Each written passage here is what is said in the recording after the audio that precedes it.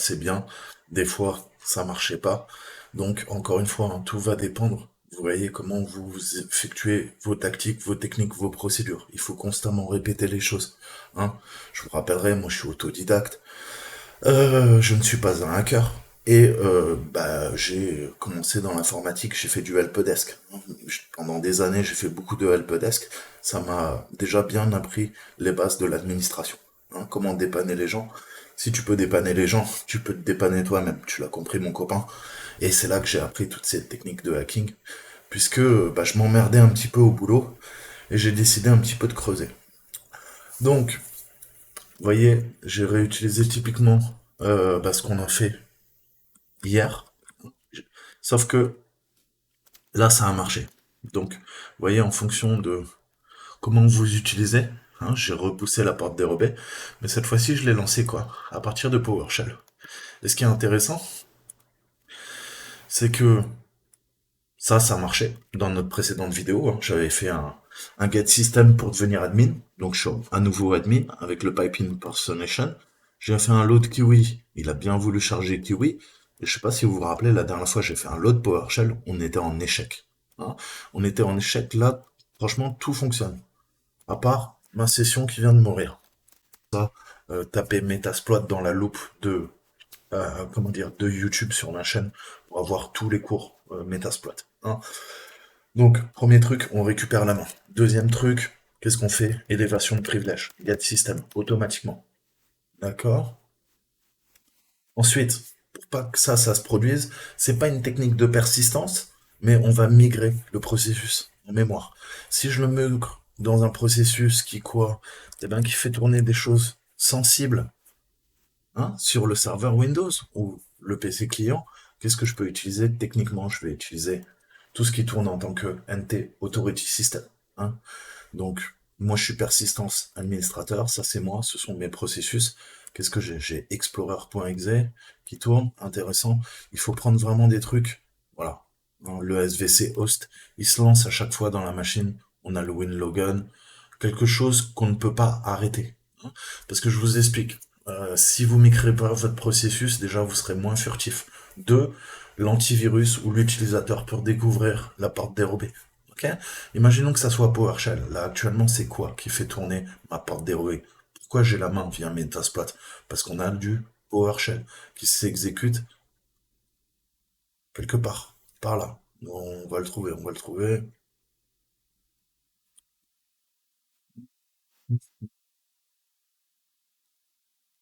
Il est où notre les yeux en face des trous?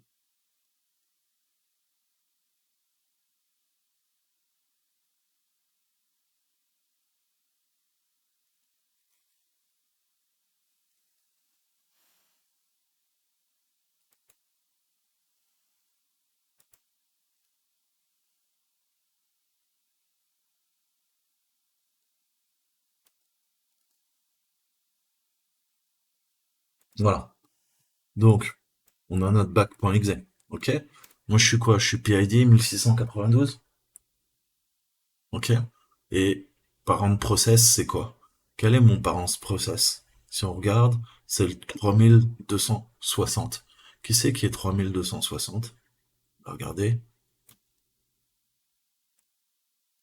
Vous comprenez la logique? Ce qui vient de passer? Et c'est la stricte réalité. Sur la machine, PowerShell en administrateur a exécuté back exe. Le principe, je vous l'ai déjà expliqué dans mes cours sur Windows. Le PID, donc euh, l'identification du processus, c'est le 3260 PowerShell. Et en effet, si je regarde back, en parent, en PPID, il a celui, il a le PID du PowerShell. Qu'est-ce que ça veut dire concrètement? Ça veut dire que ça, c'est le parent. Le parent a spawné quoi? L'héritage, les enfants. Et un des enfants, c'est quoi? Bah, il y en a qu'un. C'est mon PID 1692 qui a été lancé par 3260 par PowerShell. C'est ma porte dérobée. Ok? Mais tu l'as bien compris, c'est quoi? Si maintenant je vais dans le gestionnaire de tâches et je shoot back.exe, ma porte dérobée, elle est foutue. Donc ce qu'on va faire, on va migrer. Hein, c'est le premier truc à faire, c'est migrer votre processus en mémoire. il y a des trucs que tous les hackers se servent. Honnêtement, tu vois, vraiment des trucs. Le Conhost, on va s'en servir pour injecter nos payloads. Le SVC Host, le WinLogan. Typiquement, tu vas avoir quoi? Tu vas avoir des virus qui se trouvent dans ces processus, si on t'a piraté. On a quoi? Il y a des trucs récurrents. SVC Host, vous en avez plein sur vos machines. Hein, SVC Host, tout ce qui tourne. Le spool SV, je peux m'en servir. Je peux utiliser Run32. Elsas. Bah, il y avait un verre, hein, Elsas, qui utilisait Elsas, que vous avez dû tous connaître. C'est Blaster. Blaster, c'est un verre de il y a, je sais pas, 10-15 ans, quelque chose comme ça, hein, qui utilisait Elsas. Et c'est comme ça que j'ai su que je me suis fait pirater. C'est à ce moment-là que j'ai commencé à creuser vraiment, à essayer de comprendre les choses. J'avais des processus Alsace qui spawnaient, qui bouffaient des cycles CPU de la RAM, hein, suite au téléchargement d'un jeu vidéo que je n'avais pas payé. Et c'est là que j'ai compris comment on pouvait, incroyable. Parce que moi je me disais dans ma petite tête, tu sais, je connais pas l'informatique, comment ça se fait ça? Comment ça se fait que Alsace, c'est un processus légitime qui est dans System 32, dans Windows, et pourtant, il y a bien un virus qui est en train de pirater ma machine. Et le gars, il a accès à ma machine. Hein. Donc voilà, ça c'est les bases, mais on va spawner. On va faire un migrate. Alors, le migrate, comment ça se passe? Il te dit migrate ton PID, hein, et euh, quel PID tu veux utiliser, et si tu veux lui donner un nom et un timeout. Ok. Donc nous, on va le faire de façon dynamique. On va juste lui dire, on va migrer le mien. Donc c'est le 1692. Ça, c'est le premier truc à faire. Migration du processus. Et on va le mettre dans un truc que tu peux pas arrêter. S'il l'arrête, la machine, elle crache. Si tu coupes LSAS, ça crache. Tu coupes SVC host, il t'arrive des problèmes. Hein. C'est typiquement, où vous pouvez le voir d'ailleurs, il vous le dit. Qu'est-ce qu'il vous dit Windows quand vous allez dans le gestionnaire de tâches?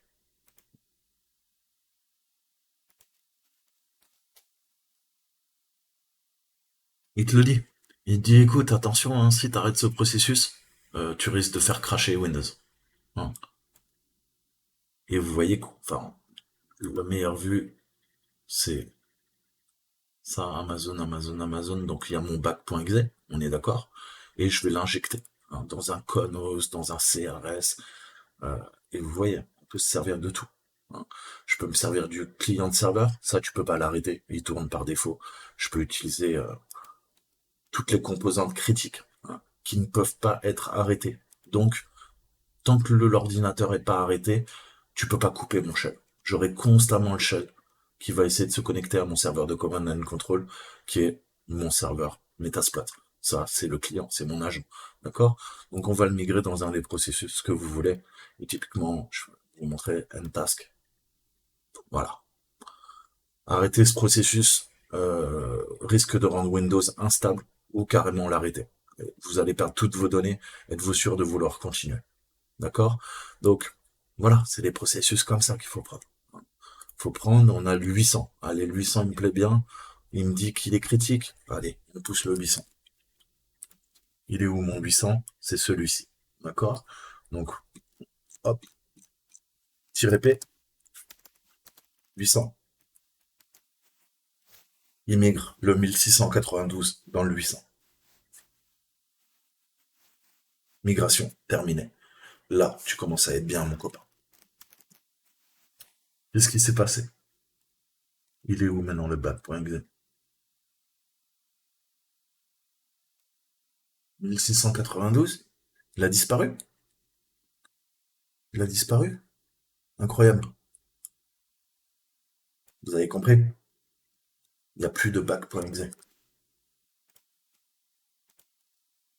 Cherche mon bac. Il est où mon bac? Elle est où ma part dérobée, bac.exe? Elle a disparu. Incroyable. C'est pas de la magie, ça? Ça y est, totalement invisible pour l'utilisateur. Hein? Vous voulez qu'on cherche dans processus? Je sais pas ce qui pompe. Putain, mais pourquoi le task manager pompe? C'est quoi qui prend 99% de CPU? Eh, vas-y. Je comprenais pas pourquoi la VM elle ramait en fait. C'est ça, quoi. Vas-y, termine-moi cette tâche de merde. Ah, parce que toi aussi, dégage.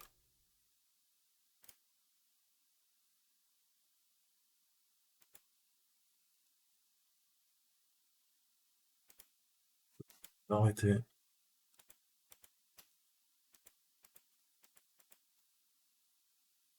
Et ça repart. C'est quoi qui est en train de flotter la machine, quoi? Et putain, les serveurs de Try Avec Me, c'est plus ce que c'était, moi, je vous le dis. Le 800, d'ailleurs. Voilà. Ma porte dérobée a été injectée dans le host process for Windows Services. Ok? Et celui-là est pertinent. Alors, très souvent, quand les hackers vont vous pirater, ils vont utiliser SVC host. Pourquoi? Bah parce que je vous ai dit quoi? Je vous ai dit qu'on pouvait avoir plusieurs processus. Hein. Je vous avais expliqué de quoi? Le principe de thread, hein, et de processus.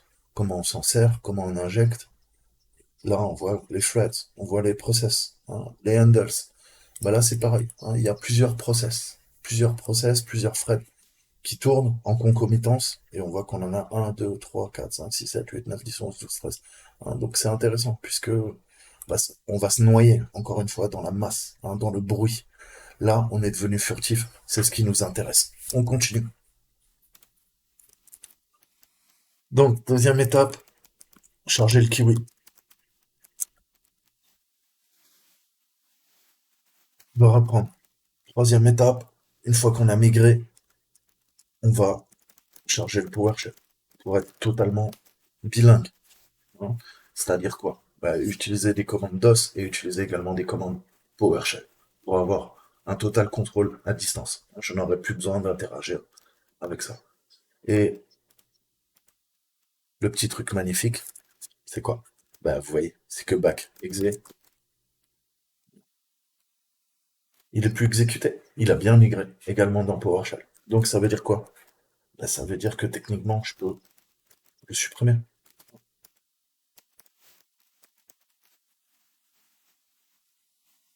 Donc,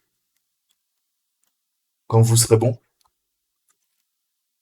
vous ferez en sorte que dès que le processus est migré, votre artefact présent sur le disque du serveur que vous piratez soit supprimé. Ok?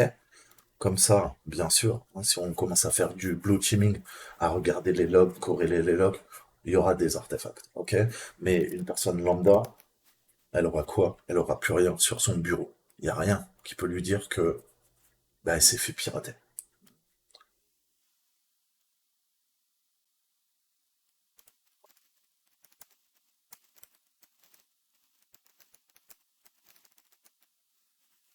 Voilà.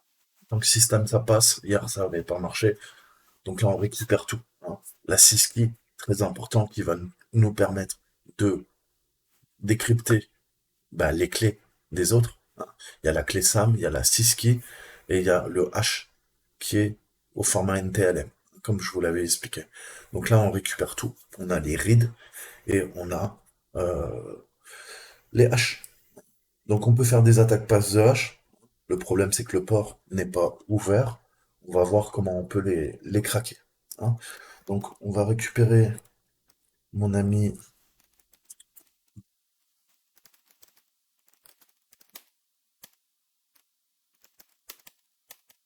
Arsenal. On va récupérer mon ami. Ah, il est où? Winbrut Logan.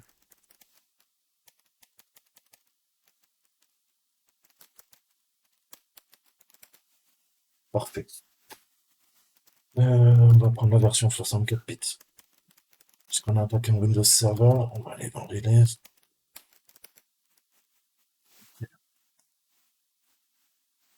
Alors, on a PowerBrute Logan en TS1M. On va voir. On va voir, on va voir. Donc, pareil, ça va faire un peu de pratique sur Metasploit. LPWD, je suis dans quoi? LPWD, je vais y arriver. Je suis dans Home Certain Graph. Donc, je vais faire un LCD vers quoi? Vers Arsenal. Release. Arsenal bootlogon le release. No such file. Il est pas content.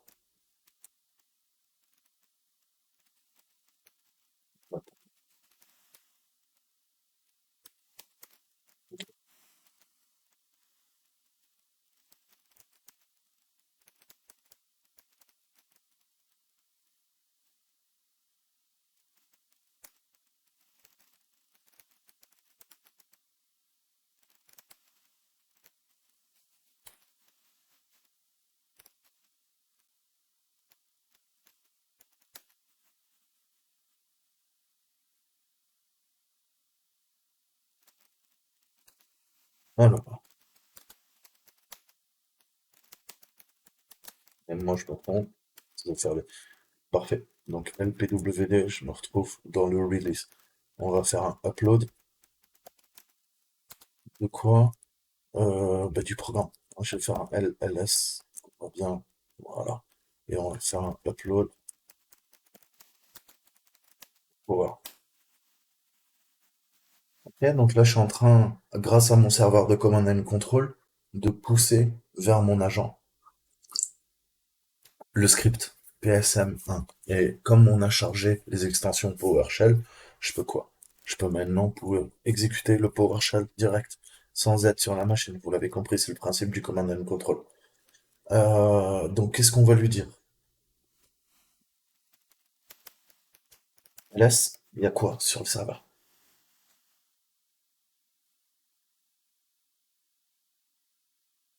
Ah, je suis dans Win32. Pas bon. Donc, on va faire un CD ça. On va faire bon, user, que vous comprenez bien. Euh, administrateur.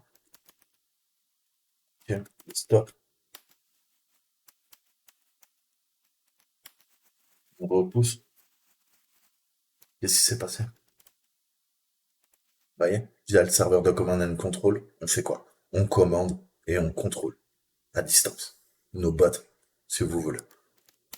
Donc, reprenons. Il va me falloir quoi aussi? Il va me falloir LCD. On va aller dans LCD user. Ça, c'est sur mon pali. Share, checklist, password, command, credential.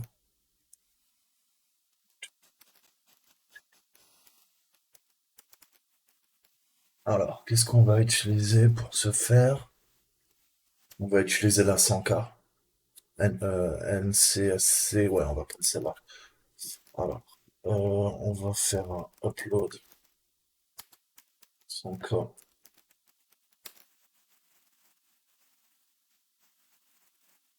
Donc, on a des commandes spéciales pour exécuter du PowerShell. Euh, on va voir ça un peu. Hein. On a trois commandes. On a PowerShell execute pour exécuter un PowerShell hein, via un string, une commande.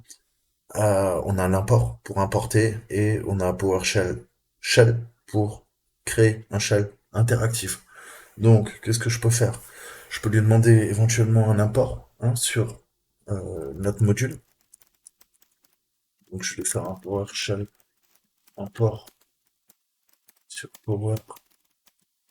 Je me rappelle plus comment ça s'appelle. Je vais voir si ça marche. Donc, pour ce faire, il faut faire load PowerShell. Il n'y a pas de secret. Ok. Already load. Maintenant, on peut lui faire l'import. C'est pas run. Run, ça, c'est pour exécuter du Ruby. Hein. Tout est en Ruby sous Metasploit. Nous, c'est du PowerShell. C'est un autre langage de programmation. Ça va pas marcher. Donc, il faut d'autres commandes. Run, ça marche pas. Euh, Donc, on a dit un import. Ok. Donc là, vous voyez que c'est quoi? C'est un PSM, pas un PS1. Lui, il veut soit des DLL, soit du PS1. Donc,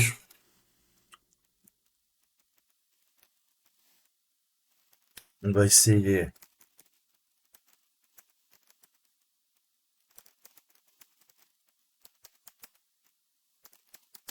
execute. Alors, ça, import, module, ça passe.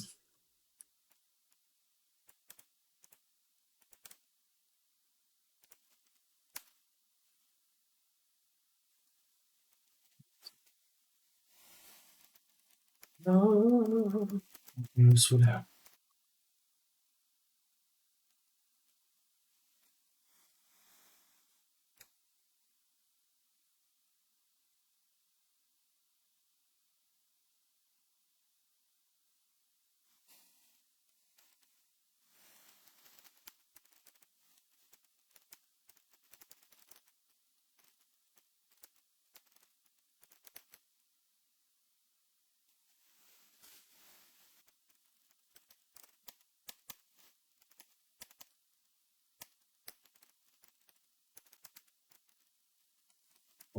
On va se faire un upload. Ok. Donc, j'ai téléchargé l'exé, vu que ça merde. Donc, qu'est-ce qu'on peut se faire?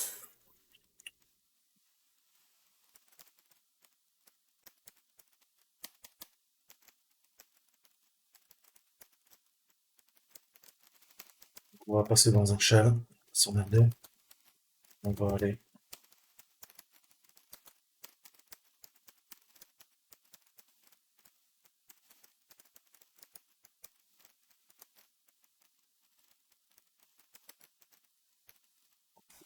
Donc, on va essayer. Merde, j'étais pas au bon endroit.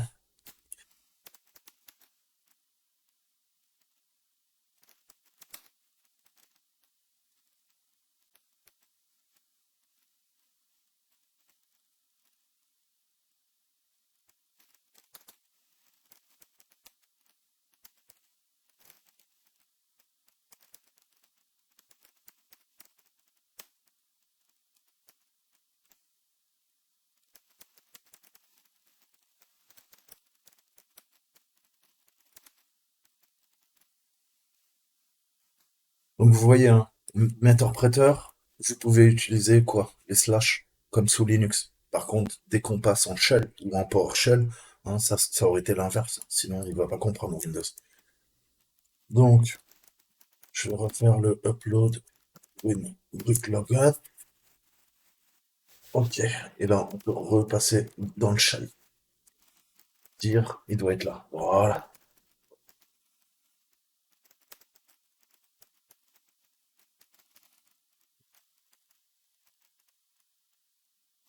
Donc, on va faire un copie, on va pas s'emmerder.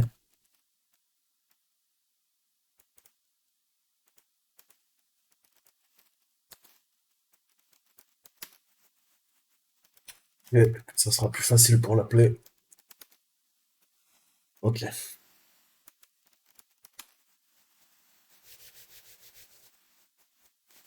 Donc,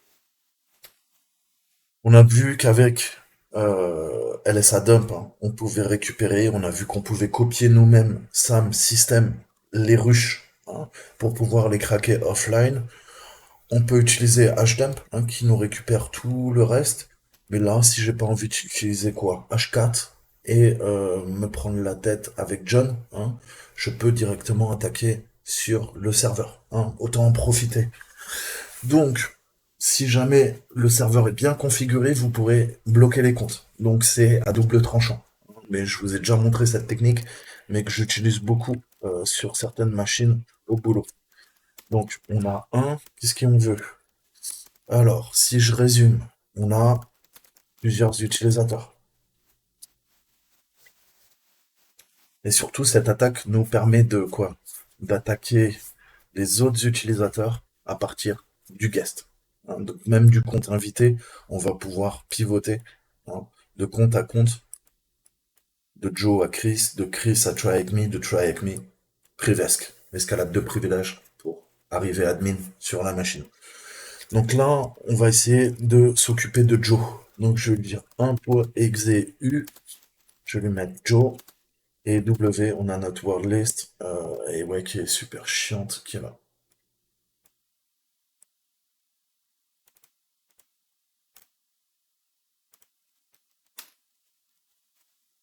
Donc il va faire le taf.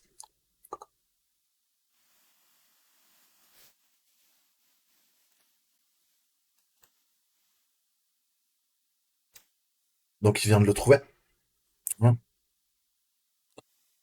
Donc Joe, c'est secret, son mot de passe.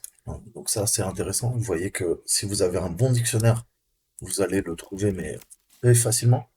Et si on doit s'amuser avec Chris, on va faire la même chose. Un point exe u Chris w centre most used password.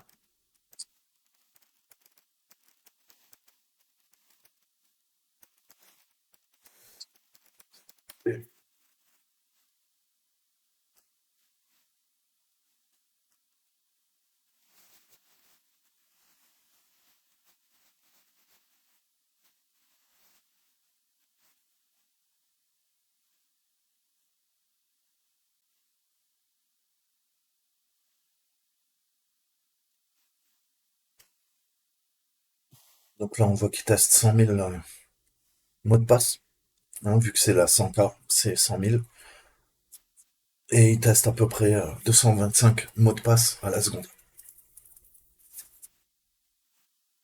À mon avis, la machine, elle doit être un peu dans le rouge. Ouais, CPU à 99%. Donc pareil, hein, pensez, vous allez alerter l'administrateur. Il va avoir ses logs, il va dire putain, il y a un processus qui a fait tourner le CPU à 99%. C'est quoi cette histoire, hein? Donc c'est encore une fois, hein, c'est tout l'art du hacking. Vous voulez être furtif, bien sûr, allez casser tout ça en dehors, craquer des haches sur votre machine, hein. Là, je vous montre des méthodes qui font du bruit, comme on dit dans le jargon, hein. Vous n'êtes pas du tout discret, hein. Autant on a migré notre processus en mémoire, on est totalement furtif. Autant là, on est en train de lancer une attaque directement sur le serveur et rien que la charge CPU devrait alerter le moindre des administrateurs système s'il est pas trop cool. Mais ça marche. Ok, on va le laisser tourner.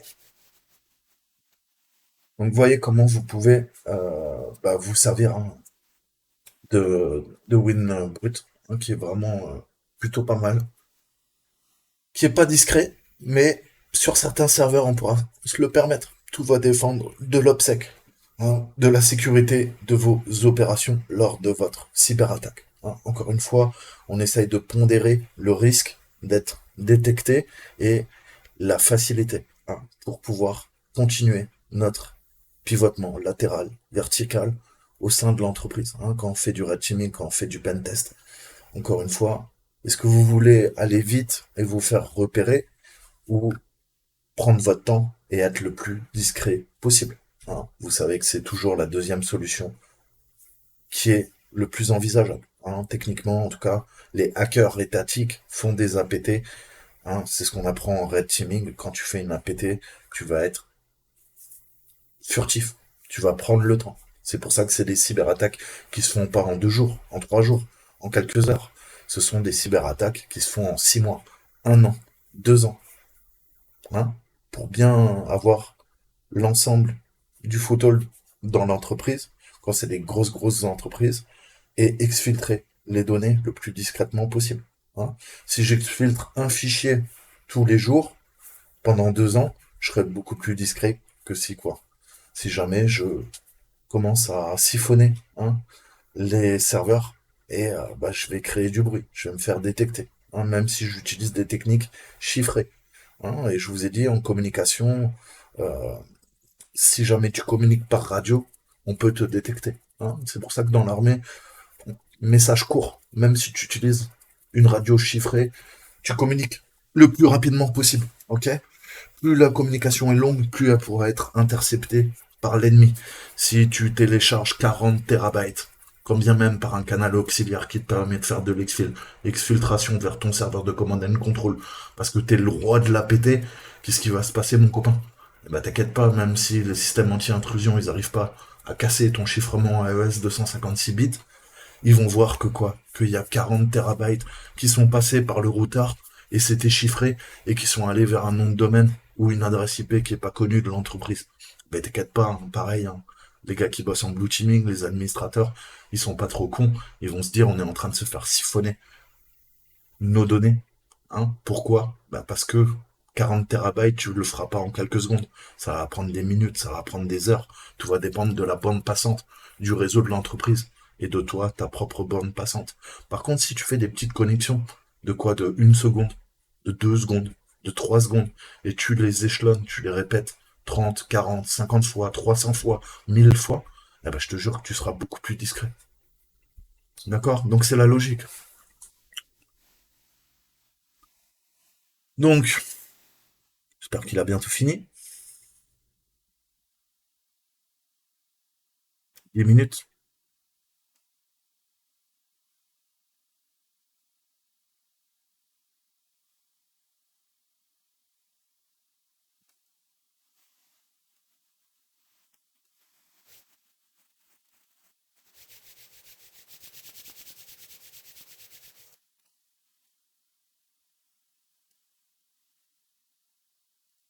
Donc comment on peut empêcher cette attaque? Ce que je vous disais. Vous devez aller dans les GPO et vous devez absolument faire ce que je vous ai montré dans mes précédentes vidéos. Mais c'est-à-dire quoi? Bah, c'est-à-dire faire le nécessaire pour que on ne puisse pas lancer cette attaque, que le compte soit bloqué. Il vaut mieux un compte bloqué que tu vas débloquer que un compte hein, qui n'a pas de politique de verrouillage automatique. D'accord? Il faut absolument désactiver le compte invité. Si tu as le compte invité chez toi qui est quoi? Qui est activé, mais désactive-le. Tu vois bien que je te montre comment, à partir du moment où on a le contrôle sur ton PC, même à partir du compte invité, eh ben, comment on peut attaquer la machine. Hein, je vais te montrer, que tu comprennes bien, mon copain. On va aller sur ma machine. Oubliez le calier, oubliez le serveur. Ça, c'est ma machine physique. Qu'est-ce que je vais faire? Net user, classique. Ah, s'il veut bien que je tape, ça te dérange pas. Ok, qu'est-ce qu'on a? Invité. Net user, invité.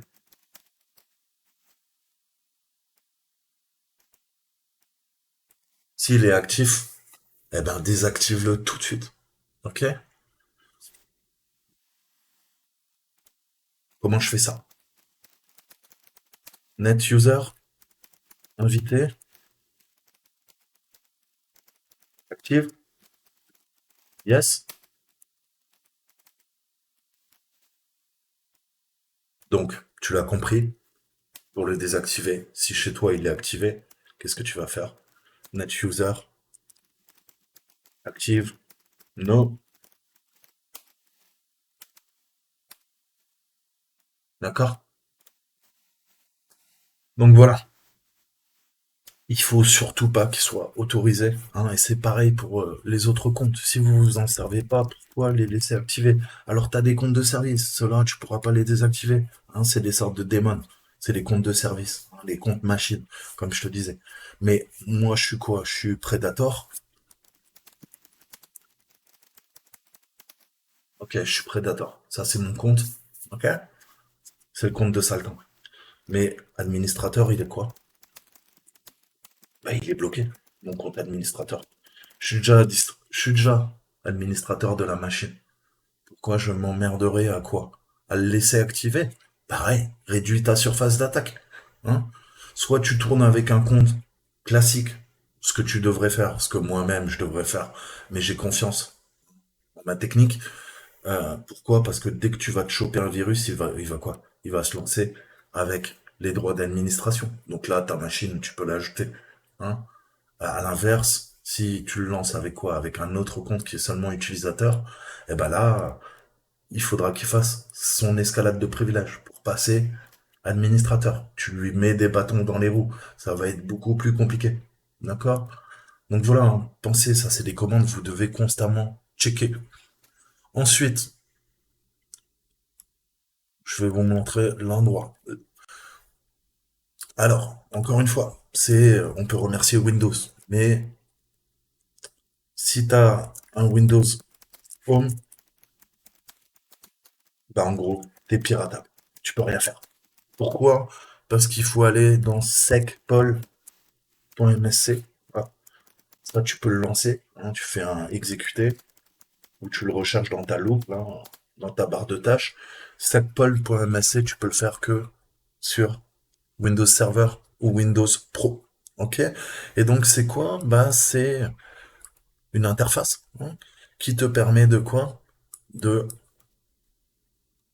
gérer les politiques de sécurité. Et il y a un truc qui s'appelle quoi? Qui s'appelle seuil, threshold, seuil de verrouillage au niveau du compte.